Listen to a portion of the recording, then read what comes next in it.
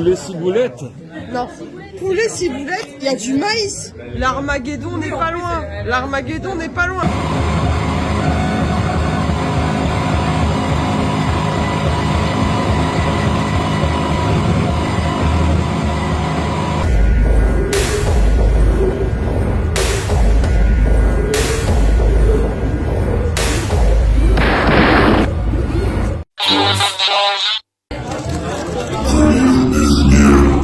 Je m'appelle Paul-Édouard, je suis un artiste, donc je dessine pas mal au feutre et à l'aérographe, et parfois les deux en même temps, c'est-à-dire que je souffle directement sur le feutre pour ne pas avoir à changer l'encre et à nettoyer parce que c'est assez relou.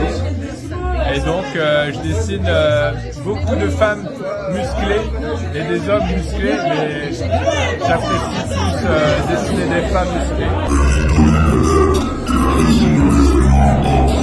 Alors ce soir, on est le 23 novembre, on est jeudi, et c'est l'expo Triple Impact pour la sortie de mon livre qu'on a imprimé avec Paquito au dernier cri.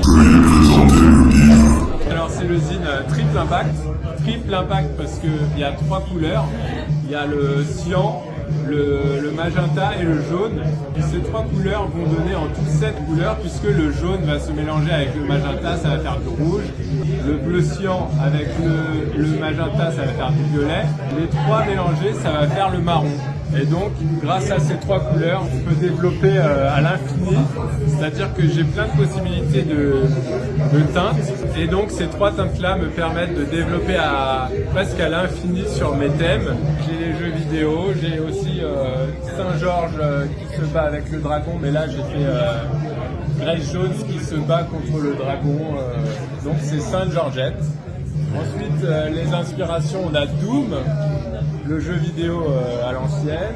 Ensuite, là, on a c'est Bolo Young, le fameux acteur qui se bat avec Van Damme. Ensuite, on a le thème un peu cyberpunk avec des motos et des pistolets dans tous les sens, des caricatures de jeux vidéo, puisque là, on a une fausse pochette d'un jeu PlayStation qui s'appelle Street of Blood. Et là, c'est le catch WWF. Voilà, ensuite encore du cyberpunk avec les lunettes et les motos, le côté Mad Max avec les armes et tout ça. Et donc la punk qui vient maîtriser la policière avec les seins nus. Voilà, un peu de tout. Triple Impact donc pour les 3 couleurs qui se mélangent. Et voilà, c'est l'occasion de faire une exposition avec mes dessins originaux, mes peintures et des posters qu'on a imprimés ici cet après-midi. Les influences, c'est les jeux vidéo, les films d'action avec les mecs musclés et les femmes musclées, tout ce qui est avec Schwarzenegger en général. On a Conan, là on peut voir qu'on a une version de Conan, Cyber Conan avec Grace Jones qui a une caméra et un micro sur le visage et elle est en train de tuer un mec avec un AK-47. Donc c'est un peu anachronique mais c'est l'idée du dessin. C'est un thème que j'aime bien développer en ce moment, le cyber médiéval. Au niveau des jeux vidéo, il y a pas mal les jeux Terminator aussi que j'aime bien, tous ceux qui étaient pixelisés dans les années 80 et dans les années 90. Et aussi j'ai une influence, les jouets de Terminator que j'ai jamais eu mais que j'achète maintenant sur le Bon Coin parce que je trouve que c'est des petits objets de sculpture vintage et j'y retrouve un peu l'anatomie et tout ce que j'aime dans le dessin et la sculpture. Dans cette boutique, on a à la fois les dessins qui ont servi à la sérigraphie, c'est-à-dire que je vais dessiner en 2 couleurs, en bleu et en rouge, et avec le mélange et le croisement, ça va donner un espèce de noir-marron.